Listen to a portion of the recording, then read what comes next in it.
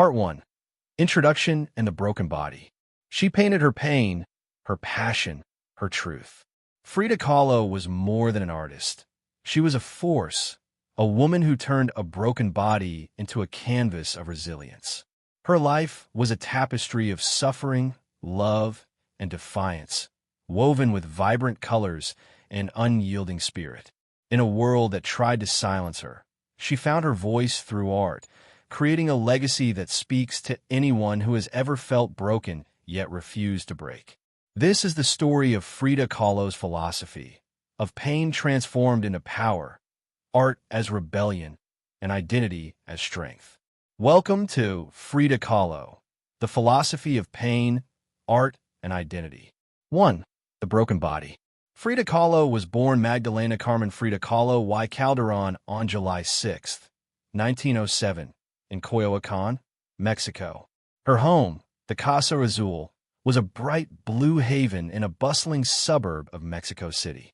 Her father, Guillermo, a German-Mexican photographer, taught her to see the world through a lens. Her mother, Matilda, a devout Catholic of indigenous and Spanish descent, instilled pride in her Mexican roots. But Frida's childhood was not idyllic. It was marked by struggle from start. I paint my own reality. At 6, Frida contracted polio, a disease that left her right leg withered and her body frail. Classmates mocked her, calling her Frida Pata de Palo, wooden leg. She hid her pain behind a fierce spirit, climbing trees, boxing, and outrunning boys. Her father encouraged her defiance, teaching her to paint, read, and think freely. But polio was only the first blow. Frida's body, already fragile, would face a far greater test. On September 17, 1925, at 18, Frida's life shattered. She was riding a bus in Mexico City when it collided with a tram. A steel handrail pierced her pelvis, fracturing her spine, collarbone, ribs, and leg. Her abdomen was torn open, her dreams of studying medicine crushed. Doctors doubted she'd survive. For months, she lay in a hospital bed, encased in plaster, her body a prison of pain. Her mother hung a mirror above her bed, and Frida, immobile, stared at herself. That mirror became her canvas.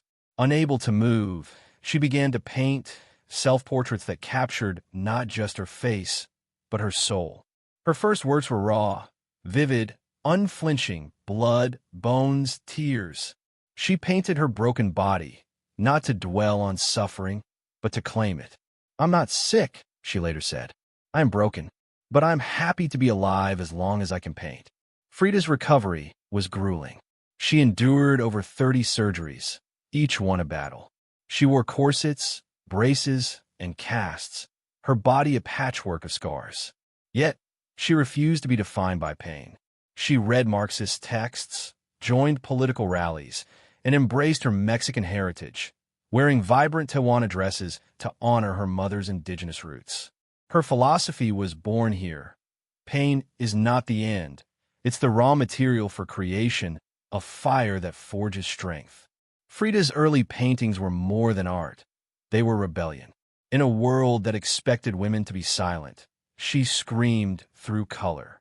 Her self-portraits, like Self-Portrait with Necklace of Thorns, 1940, showed her bleeding, crowned with thorns, yet unbowed. She wasn't hiding her wounds. She was wielding them. Her art became her voice, a way to reclaim her body, her story, her identity. The accident stole her health, but it gave her purpose. Frida Kahlo's broken body wasn't a limitation. It was a crucible. It taught her that pain could be transformed, not into despair, but into something beautiful, something eternal. Part 2. The Artist's Soul and the Rebel. 2. The Artist's Soul. Frida Kahlo's body was broken, but her soul was alive with color. By her early 20s, still recovering from the 1925 bus accident, she turned pain into paint. Her bedroom in the Casa Azul became her studio, her mirror her muse. She painted self-portraits, not out of vanity, but necessity. "I paint myself because I'm so often alone," she said, "and because I'm the subject I know best. My painting carries with it the message of pain." Frida's art was raw, unfiltered, revolutionary. Her self-portraits, like Henry Ford Hospital, 1932, showed her bleeding on a hospital bed, mourning a miscarriage. She painted her spine as a cracked column, her heart torn open, her body pierced by nails. These weren't just images, they were confessions, screams, prayers. She blended surrealism with Mexican folk art, using vibrant reds, blues, and yellows to tell stories of suffering and strength. In 1928, at 21, Frida met Diego Rivera, Mexico's most famous muralist. He was 42, larger than life, a genius with a wandering heart. Frida showed him her paintings, and he saw her soul. Diego said my work was original, powerful, she wrote. He became her mentor, then her lover. In 1929, they married, a union of passion and chaos. Diego called her the greatest thing that ever happened to me. Frida called him her big child. Their marriage was a storm. Diego's murals celebrated Mexico's workers. Frida's paintings bared her inner world.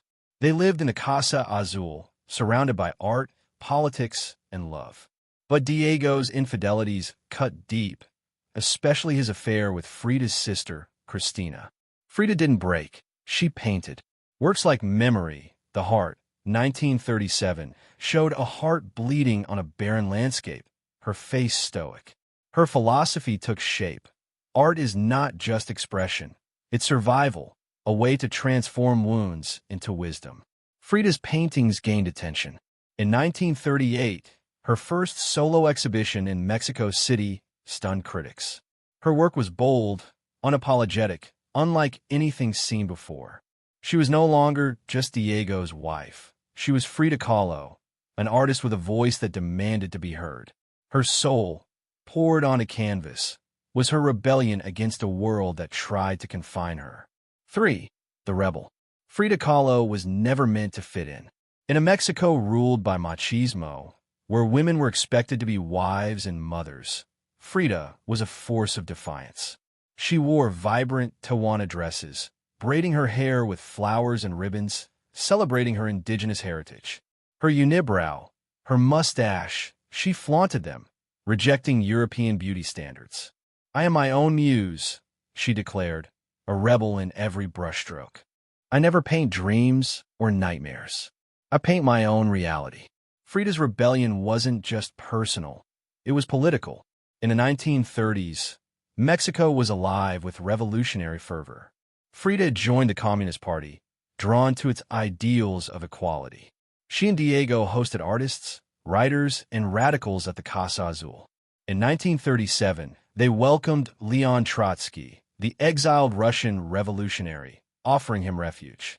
Frida's brief affair with Trotsky was as much a rebellion against Diego's betrayals as it was a spark of passion. Her art became a battleground.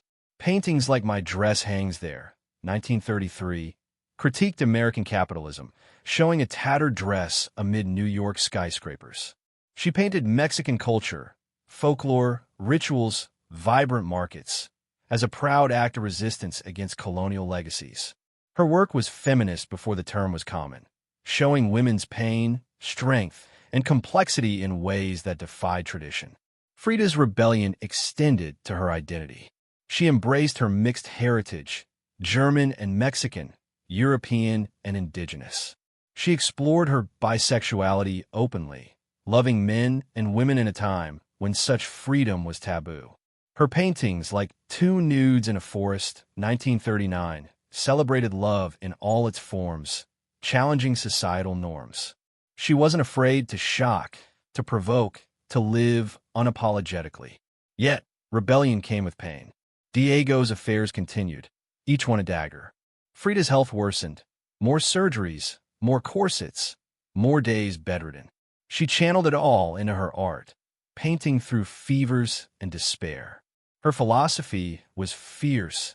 Identity is not what the world imposes. It's what you create, what you fight for, what you refuse to surrender.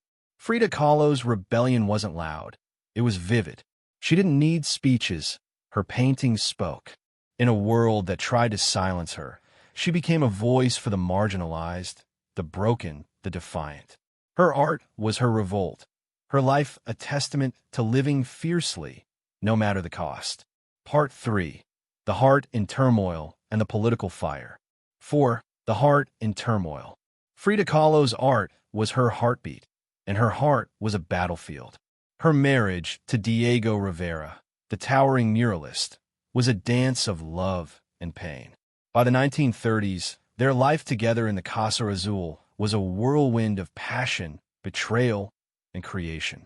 Diego's infidelities, most painfully with Frida's sister, Cristina, cut deeper than any of her physical wounds. Frida didn't hide her anguish. She painted it. I suffered 2 grave accidents in my life, one in which a bus knocked me down, and the other was Diego. Her 1937 painting, Memory, the Heart, shows a bleeding heart on a barren landscape, Frida's face stoic but pierced by sorrow. Another, The Wounded Deer, 1946, depicts her as a stag, arrows in its body, yet standing tall. These works weren't just art. They were her survival, her way of wrestling with betrayal and loss. Frida's love for Diego was fierce, but so was her independence. She had affairs of her own, with men and women, artists and intellectuals, claiming her freedom. Her heart faced more than romantic pain. Frida suffered multiple miscarriages, a devastating blow to her dream of motherhood. Her painting Henry Ford Hospital, 1932, captures this grief. A bloodied Frida on a hospital bed, surrounded by symbols of loss. Her body, still ravaged by the 1925 accident, betrayed her again and again. Surgeries multiplied. Her spine, her leg, her hope worn thin. Yet, she painted through fevers, through casts, through despair. Frida's personal life was a mirror of her art. Raw, unfiltered, unapologetic. She drank tequila, swore like a sailor, and laughed with a defiance that masked her pain. Her love for Diego endured, despite their 1939 divorce. They remarried in 1940, bound by a love too complex to break. Her philosophy shown here: pain is not just suffering. It's a teacher, a spark that fuels creation and resilience. Frida's heart was in turmoil, but it was also her strength. She didn't hide her scars, emotional or physical. She wore them, painted them, lived them. Her art became a testament to the power of vulnerability, proving that even a broken heart can create something whole. 5. The Political Fire. Frida Kahlo's art was her voice, but her politics were her fire. In the 1930s and 1940s, Mexico was a cauldron of revolution, and Frida burned with its ideals. She joined the Communist Party, drawn to its promise of equality and justice. Her paintings weren't just personal. They were political, shouting against oppression, capitalism, and colonialism. Frida was no bystander. She was a warrior with a brush. Feet, what do I need you for when I have wings to fly? Her 1933 painting, My Dress Hangs There, was a fierce critique of American consumerism, showing a tattered Mexican dress amid New York's skyscrapers and factories. She painted indigenous women, farmers, and workers, celebrating Mexico's soul against Western influence. Her Tehuana dresses, with their vibrant colors and intricate embroidery, were a political statement, honoring her mother's indigenous heritage in a world that favored European ideals. Frida's home, the Casa Azul, was a hub for radicals. She and Diego hosted artists, writers, and revolutionaries. In 1937, they sheltered Leon Trotsky, the exiled Russian communist, during his flight from Stalin. Frida's brief affair with Trotsky was as much a political act as a personal one, a defiance of convention, a spark of rebellion. She painted self-portrait dedicated to Leon Trotsky, 1937, blending her personal and political worlds. Her activism wasn't just in her art. Frida marched in protests, spoke at rallies, and taught at La Esmeralda, an art school for working-class students. She mentored young artists, urging them to paint their truth. Even as her health deteriorated, more surgeries, more pain, she attended demonstrations, sometimes carried in her bed. In 1954, weeks before her death, she joined a protest against U.S. intervention in Guatemala, her final act of defiance. Frida's political fire was rooted in her philosophy. Identity is a rebellion against erasure. She fought for Mexico, for women, for the marginalized, using her art to amplify their voices. Her communism wasn't dogma. It was a cry for a world where no one was left behind. Frida Kahlo's fire burned bright, a beacon for those who dare to fight for what they believe, no matter the cost. Part 4. The Global Muse and the Unyielding Spirit. 6. The Global Muse. By the late 1930s, Frida Kahlo's art was no longer confined to the Casa Azul. Her bold self-portraits, raw with pain and vibrant with Mexican soul, caught the world's eye. In 1938, at 31, she held her first solo exhibition in New York City, invited by gallery owner Julian Levy. Critics were stunned. Her work, unlike anything in the male-dominated art world, spoke of suffering, identity, and defiance. Surrealist Andre Breton called her a ribbon around a bomb. I am not a surrealist. I am Frida Kahlo. Frida rejected the surrealist label. Her paintings weren't dreams. They were her reality, rooted in her broken body and Mexican heritage. New York's elite embraced her. Collectors bought her work. Artists like Georgia O'Keeffe admired her. In 1939, she traveled to Paris for an exhibition organized by Breton. The Louvre acquired her painting The Frame, 1938, making her the first Mexican artist in its collection. French fashion icon Elsa Schiaparelli designed a dress inspired by Frida's Tehuana style. But fame wasn't easy. Frida loathed the art world's pretension, calling Paris a filthy place of shallow elites. She missed Mexico, her roots, her truth. Yet, her global rise amplified her voice. Her paintings, What the Water Gave Me, 1938, The Two Fridas, 1939, showed her duality. The European and indigenous, the broken and whole. They resonated with anyone who felt torn, misunderstood, or marginalized. Back in Mexico, Frida's influence grew. She taught at La Esmeralda Art School, mentoring students known as Los Fridos. She encouraged them to paint their lives, their struggles, their Mexico. Her home remained a haven for radicals and artists, a place where ideas and rebellion thrived. Her philosophy shown here: art is not for galleries. It's for the world, a way to connect, to inspire, to heal. Frida's global muse status wasn't about fame. It was about impact. Her paintings crossed borders, speaking to women, to the oppressed, to those who felt unseen. She became a symbol of authenticity, proving that art could be both deeply personal and universally powerful. 7. The Unyielding Spirit. Frida Kahlo's body was failing, but her spirit was unbreakable. By the 1940s, her health spiraled. Chronic pain from her spine, infections, and over 30 surgeries took their toll. She wore steel corsets, endured spinal taps, and spent months bedridden. In 1950, her right leg was amputated below the knee due to gangrene. "I'm falling to pieces," she wrote in her diary, yet she painted on. Long live life. Frida's defiance defined her final years. She painted from her bed, using a special easel Diego built. Works like Self-Portrait with Dr. Farrell, 1951, showed her frail but fierce, palette in hand, refusing to surrender. She filled her diary with sketches, poems, and cries of pain, but also love for life. "I hope the exit is joyful," she wrote, "and I hope never to return." Her spirit showed in her humor. She decorated her prosthetic leg with red boots and bells, laughing at her loss. She threw parties at the Casa Azul, singing Mexican corridos, drinking tequila, and dancing when she could. Her friends, artists, poets, revolutionaries, marveled at her vitality. Even in agony, Frida was aflame, warming everyone around her. In 1953, at 46, Frida had her first major solo exhibition in Mexico City.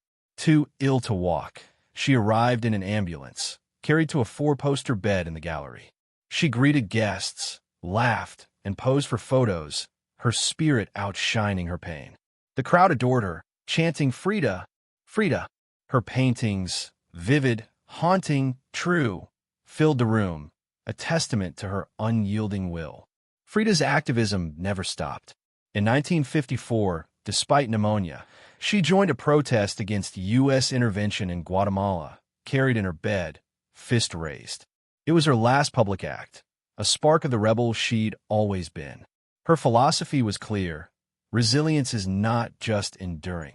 It's living fiercely, creating beauty, and fighting for truth, even when your body betrays you. Frida Kahlo's spirit was her greatest work. In her final days, she painted watermelons, vibrant and alive, with the words Viva la vida carved in red. She faced death as she faced life, boldly, unapologetically, with a heart that refused to dim. Part 5. The Legacy of Frida and the Eternal Canvas. 8. The Legacy of Frida.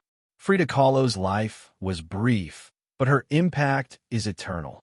On July 13, 1954, at 47, she died in her beloved Casa Azul, likely from pneumonia or a possible overdose, her body too weary to continue.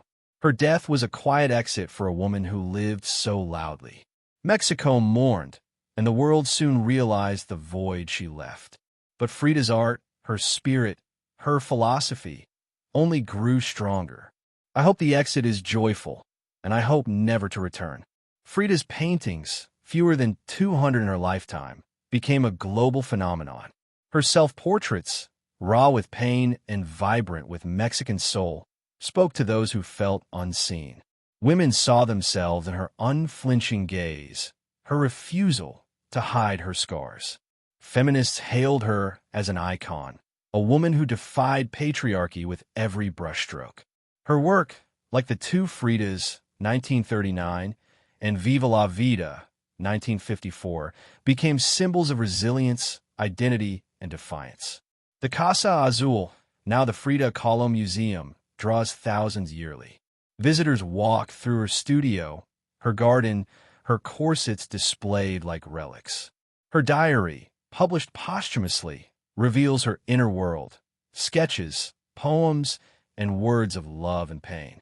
"I paint flowers so they will not die," she wrote, and her art ensures her immortality. Her Tewana dresses, her unibrow, her fierce stare are now cultural icons, emblazoned on murals, T-shirts, and tattoos. Frida's legacy transcends art. She inspired the Chicano movement in the U.S., where Mexican Americans embraced her as a symbol of cultural pride.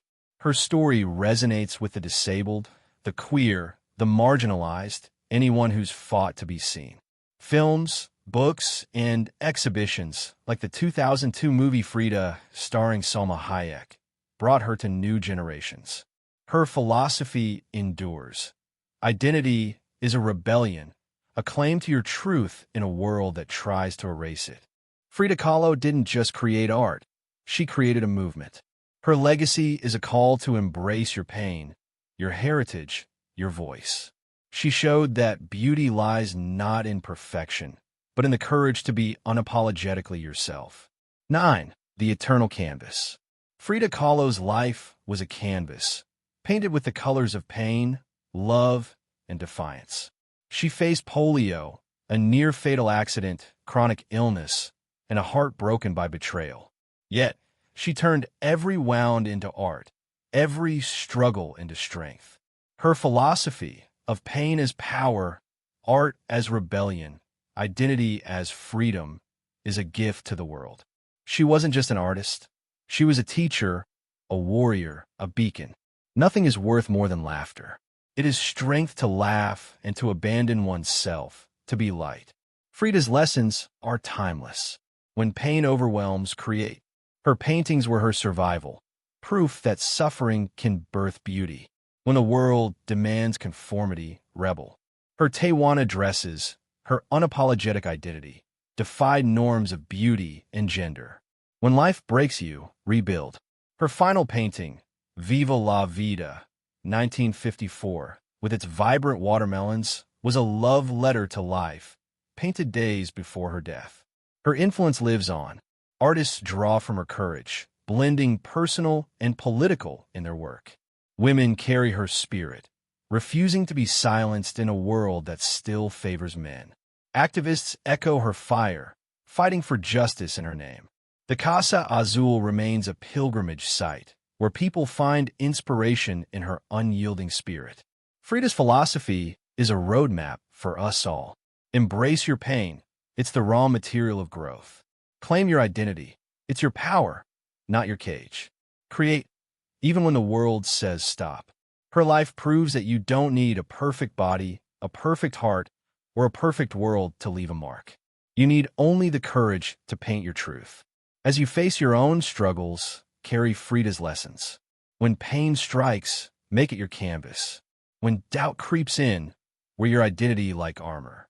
When the world tries to dim your light, shine brighter. Because like Frida Kahlo, you are more than your wounds. You are a work of art, unfinished, eternal, alive. Thank you for joining us on this journey through Frida Kahlo's philosophy. If her story moved you, share it with someone who needs to hear it. Subscribe for more stories of resilience, creativity, and human triumph. And until next time, keep painting your reality, no matter how broken, no matter how beautiful.